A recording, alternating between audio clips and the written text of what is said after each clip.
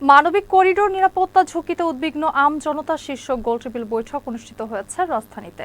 রোববার বিকেলে জাতীয় প্রেসক্লাবে রোহিঙ্গা প্রত্যাবর্তন সংগ্রাম জাতীয় কমিটি এক বৈঠকের আয়োজন করে। কমিটির সভাপতি ডক্টর মোহাম্মদ জাকারিয়ার সভাপতিত্বে মূল বক্তব্য উপস্থাপন করেন রোহিঙ্গা প্রত্যাবর্তন সংগ্রাম জাতীয় কমিটির মহাসচিব এম গফুর উদ্দিন চৌধুরী। বক্তব্য রাখেন গণ অধিকার পরিষদের সাধারণ সম্পাদক রাশেদ খান সহ অনেকে। বক্তারা বলেন, দেশে রোহিঙ্গা অনুপ্রবেশ ঠেকানো না গেলে টেকনাফ বাংলাদেশের জন্য আরেকটি গাজায় পরিণত হবে। অবিলম্বে রোহিঙ্গাদের নিরাপদ প্রত্যাবর্তনের আহ্বান জানান বক্তারা।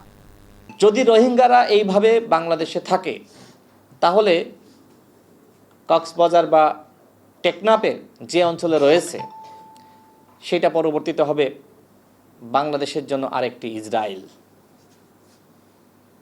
কতটা ভয়ঙ্কর তাদের গবেষণা, তারা এটা সরকারকেও জানিয়েছে, অর্থাৎ এই অন্তর্বর্তীকালীন সরকারও জানে, তারপরেও তারা কার্যকরী উদ্যোগ গ্রহণ করছে না।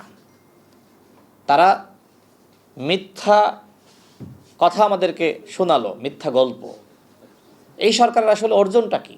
যদি এই সরকার রোহিঙ্গাদেরকে ফেরত পাঠাতে পারতো একটা বড় অর্জন হতো, সেইটাও তারা পারে নাই। সেই জায়গায়ও তাদের ব্যর্থতা। উল্টো এই মানবিক করিডর